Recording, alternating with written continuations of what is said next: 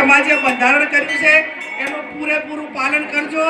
સદારામ બાપુના આશીર્વાદ એ તમારા બધા ઉપર કાયમી રહે। અને મેં કીધું એમ કે આ વ્યક્તિગત દરેકને લાગુ પડે છે। મારે ઘરે પ્રસંગ આવવાનો, તમારે ઘરે આવવાનો।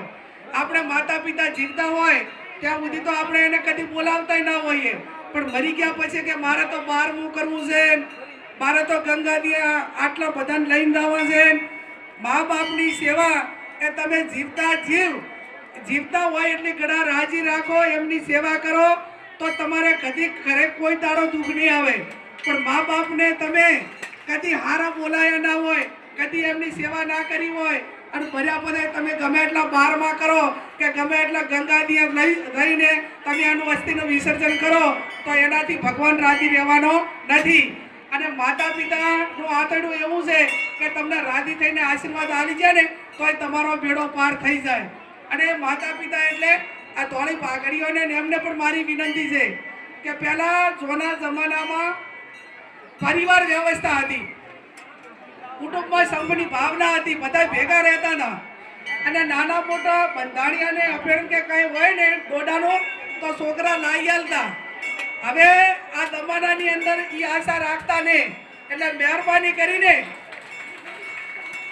ચંદનજી મહેરબાની કરીને પછી વ્યસનના ઉપર શરીર નિર્ભર થઈ ગયું હોય, પછી અફેણ ના મળે, ડોડા ના મળે, બીડીયું ના મળે તો પછી આંખોમાંથી આંસુ આવે, પગ તૂટે, મગજ કામ ના કરે, બોલવાનું ઠેકાણું ના રહે, આવું બધું થાય કે ના થાય? એટલે દેવ બંધાણી હોય એટલા પાર પડતો અને તમારા થકી કોઈ નવો બંધાણી ના થાય એવી ખબર રાખજો, જેથી કરીને બીજાને દુઃખી થવાનો વારો ના આવે। સાહેબ મને એક પ્રસંગ યાદ આવ્યો, હું હકીકત કહું છું અમૃતભાઈ, કે અમારો વિસ્તાર એ બાજુ બધો કબીરબંધી એટલે એ શ્રદ્ધાને એને ના માને બધાને। તો એ એક ભાભરની બાજુમાં કમાલપુરા ગામ છે, ત્યાં મોહનદાસ, અમરદાસ આ બધા મોટા આપણા સમાજના કબીર સાહેબના બધા ભક્તો હતા, સંતો હતા।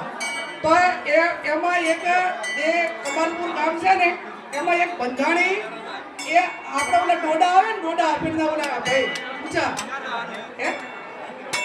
શું કહેવાય કોલડા, આપણે કોલડા જે કોલડા હોય ને કોલડાના બંધાણી હતા। એટલે કાયમ કોલડા પલાળી અને પીએ અને પછી એના વધારે ઓલાથી હોય ને કચરો એનો એ બાજુમાં નાખે વાડમાં, એટલે કાયમ એક કૂતરી ખાય। અરે કાયમ એક કૂતરી, અરે ચંદનજી આ વધેલા ઓલો કચરો